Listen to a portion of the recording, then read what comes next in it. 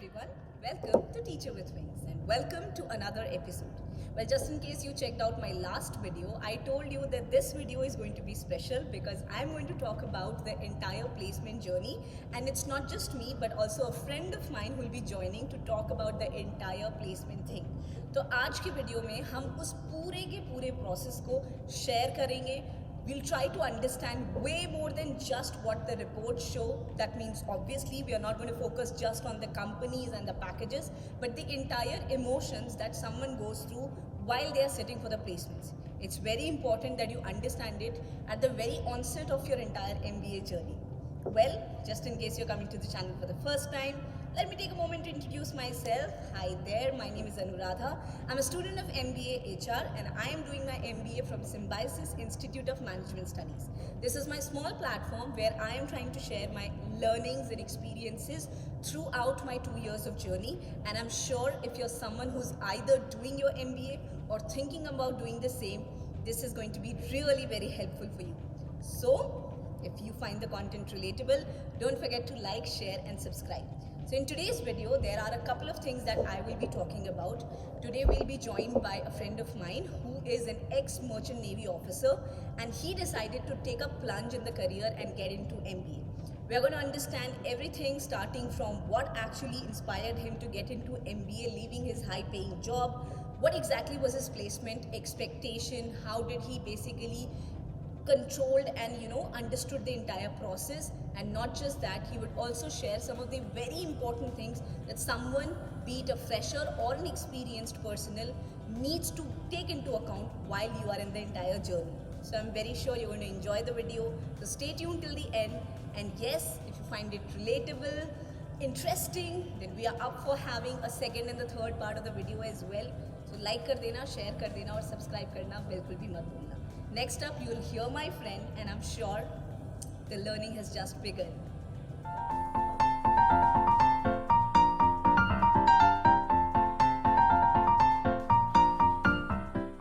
So guys, just as I told you, I am here joined by Viren. He's a very dear friend of mine. He's doing his MBA in marketing. So बहुत सारे फंडे और बहुत सारा knowledge आपको मिलने वाला है. We are going to keep it very raw and real so that you find it relatable. And हाँ, लास्ट में आपको कुछ भी क्वेश्चंस हो, डाउट्स हो, कमेंट ज़रूर करना. रिस्पॉन्स अच्छा आएगा, will be up to shoot even a part 2 of it. So let's begin. Thank you so much for joining. Why don't you introduce yourself? Sure. So my name is Virendra और मैं पटना बिहार से belong करता हूँ. मेरी schooling काफ़ी अच्छी रही है एंड ये जो कॉलेज है I can totally relate with it, क्योंकि मेरी जो स्कूलिंग थी वो सैनिक स्कूल तिलिया से हुई है. Then after that I join merchant navy, जहाँ पे मैंने अप्रॉक्सीमेटली 2.5 साल काम किया in a shipping company called MSC shipping company, जहाँ पे मैं लास्ट जो मेरा रैंक था वो 3rd ऑफिसर का था. एंड वहाँ से मैंने फिर MBA स्नैप दिया and then I am doing marketing specialisation. Tell me something. When people say merchant navy, that means एक चीज़ तो बहुत clear that you would be at a very handsome package. Even when you left, even as a 3rd officer, you would be at a very handsome package.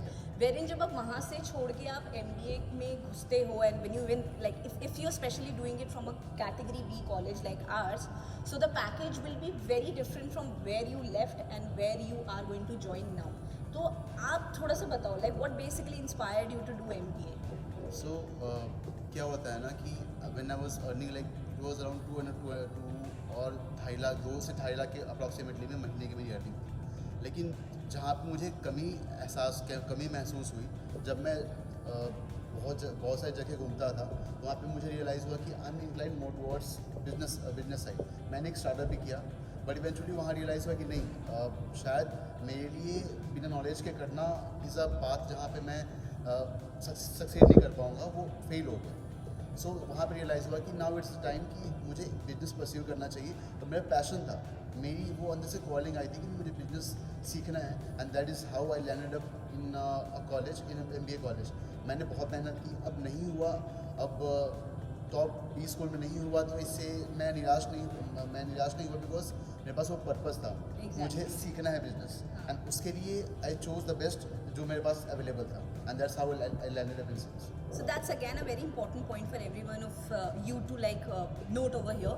जब कभी भी हम MBA में admission लेने के बारे में प्रिपेयर करते हैं, so obviously most people they start from their CAT exams and धीरे धीरे आपको समझ में आता है कि you can't put all your eggs in the same basket, so you would apply for that, NMAT and SNAP as well. ये चीज़ मैं अपने वीडियोज़ में बार बार बोलती रहती हूँ that it is great to aim for the best, but at the same point of time it's also important कि आप थोड़ा सा कैलकुलेटिव रहो, राइट? तो कहीं ना कहीं अगर आपको लगता है कि if you would not be able to get in to an IIM, don't be disheartened, have a reason for doing an MBA that is going to help you out, and फिर उसके बाद में आप स्नैप में आओ या फिर कहीं और भी किसी और कॉलेज में आओ, that still makes a lot of sense. So Biren right now talked about passion.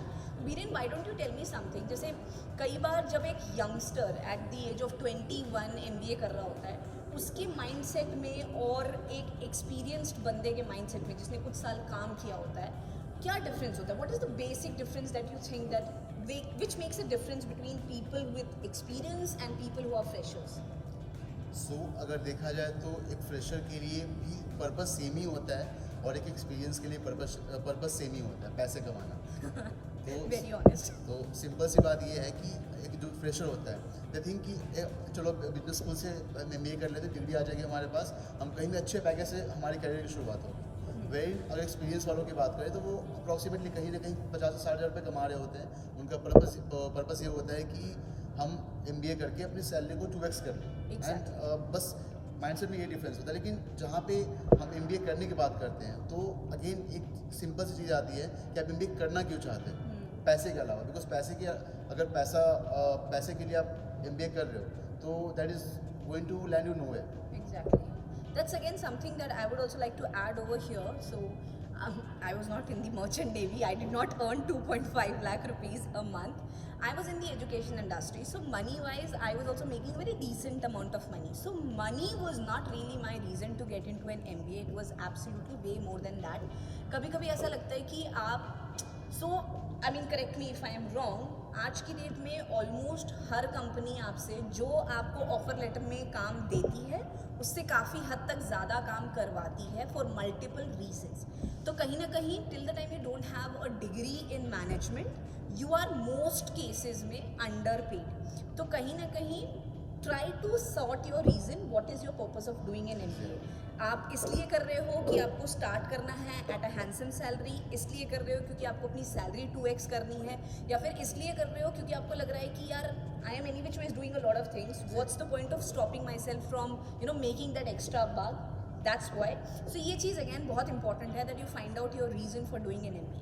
अच्छा टेलो, एक बात और बताओ, बार बार ना हम लोग जब भी किसी भी इंटरव्यू प्रोसेस में बैठते हैं they ask us why are you doing an MBA, so why don't you give an ideal answer?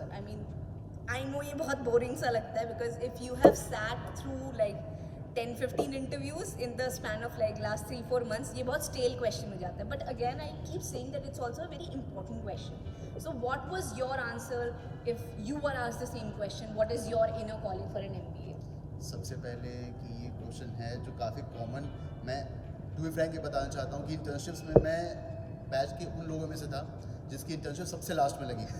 Exactly. तो मैं इस क्वेश्चन से काफ़ी रूबरू हो चुका हूँ, काफ़ी ये चीज़ें मेरे अंदर घुस चुकी हैं कि why you went for MBA and all. लेकिन आज मैं फ्रैंकली ये बताऊँगा कि MBA करने में मेरा जो सोल पर्पस था वो बस यही था कि मुझे नॉलेज गेन करना था। यहाँ पे आके मुझे वो चीज़ सीखनी थी जो शायद मुझे बाहर नहीं मिल पाती। यहाँ पे मैंने बहुत चीज़ें एक्सपीरियंस करी है, उसको प्रैक्टिकली इम्प्लीमेंट किया है, and that is why I think मेरे लिए MBA काफ़ी वर्थ इट था, एंड इसलिए मुझे MBA आना था। बाहर में शायद मैं बहुत कुछ उस पैसे से बिजनेस कर लेता, कुछ और कर लेता, बट जो शायद मुझे यहाँ अचीवमेंट मिला है, जो मैं यहाँ कर पाया हूँ, वो शायद बाहर नहीं मिल पाता। Exactly, and just exactly यहाँ पे ना एक चीज़ मैं ऐड करना चाहूँगी that when we talk about learning a lot during your MBA, we are not endorsing the classroom teaching, please, क्योंकि कल को अगर आप ज्वाइन करोगे और फिर आपको लगा कि यार क्लास में तो मैंने कुछ इतना तोड़ू फोड़ू सीखा ही नहीं, तो मतलब वापस आके इस वीडियो पे कमेंट मत करना कि बकवास कर दी। I'll be very honest, there's a lot that you learn in your MBA through the clubs and cells and the activities that you do. Apparently, he's a part of the entrepreneurship cell in the college. Stay tuned to the LinkedIn page of that क्योंकि इन लोगों ने बहुत amazing C activity, there's an amazing event that's up and they are going to bring in a lot of startup entrepreneurs and a lot of things. तो आपको बहुत कुछ सीखने को मिलेगा वहाँ से. So why don't you tell me a little that when people say that there are a lot of fun activities, clubs and cells, so how do you basically put it into, आपकी learning ज़्यादा classroom के अंदर होती है या फिर classroom के बाहर होती है, which actually lands you the job that you are eyeing upon?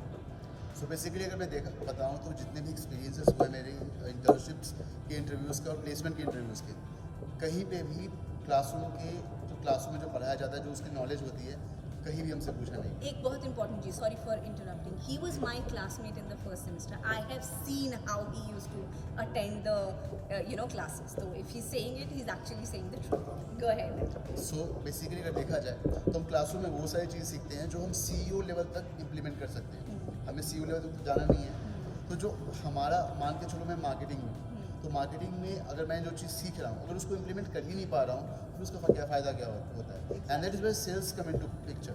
और नॉर्मली क्या होता है कि मैंने कॉलेज में, चाहे वो टायर 1 कॉलेज हो चाहे टायर 2 कॉलेज हो, सेल्स में एक माइंडसेट मैंने देखा है कि they just go there, sales का नाम यूज़ करते हैं एंड देन वो इंटरव्यू में यूज़ करके प्लेसमेंट्स में चले जाते हैं और उससे उनका फ़ायदा नहीं हो पाता.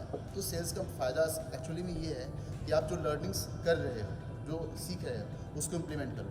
लाइक अगर मैं बताऊँ तो ये मेरी लाइफ की सबसे बड़ी अचीवमेंट थी इस कॉलेज में, कि जिनके बारे में मैं सोचता था उनको मैं इस सेल एंड क्लब के थ्रू लेके आ पाया कॉलेज में.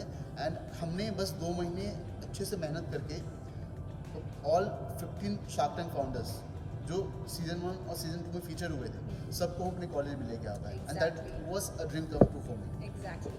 So again, just as I tell you that when you talk about, so I मतलब बढ़ाई नहीं कर रही हूँ अपनी, but yes, I did come across one of my viewer who said that you have MBA lectures, assignments, and alongside you do YouTube. Apparently, even he has a YouTube channel by the name of Noth. Very interesting content. I'll drop in the link of the channel, so you can check it out as well. Promotion बनती है ना. तो basically मुझे कई बार ये लगता है कि आपको जब तक मज़ा नहीं आता है ना, जो आप डिग्री कर रहे हो, उस डिग्री में जब तक आपको मज़ा नहीं आता ना, आप उस मज़े को कभी भी ट्रांसेंड नहीं कर पाओगे अपने इंटरव्यू. एग्जैक्टली. मैं इंटरप्ट करना चाहूँगा बीच में. मैं जब अपने मर्चेंट नेवी का जो कॉलेजिंग कर रहा था, वहाँ पे लोग यही बोलते थे कि you should have passion for your job, for your classrooms. Exactly. मैं उस समय शायद वो नहीं समझ पाता था जो आज मैं समझ पाता हूँ. मेरे लिए एक एक दिन एक नई अपॉर्चुनिटी की तरह होती है. मुझे लगता है कि आज मैं कुछ नया करूँ, आज मैं कुछ नया सीखूँ, लोगों को उससे फ़ायदा हो, मुझे उससे फ़ायदा हो. एंड इवेंचुअली काफ़ी अच्छी उस जो वो कहावत है कि आप उस चीज़ को जियो. आप अपने पैशन को हर दिन लिव करते हो, हर दिन नई अपॉर्चुनिटी एक्सप्लोर करते हो.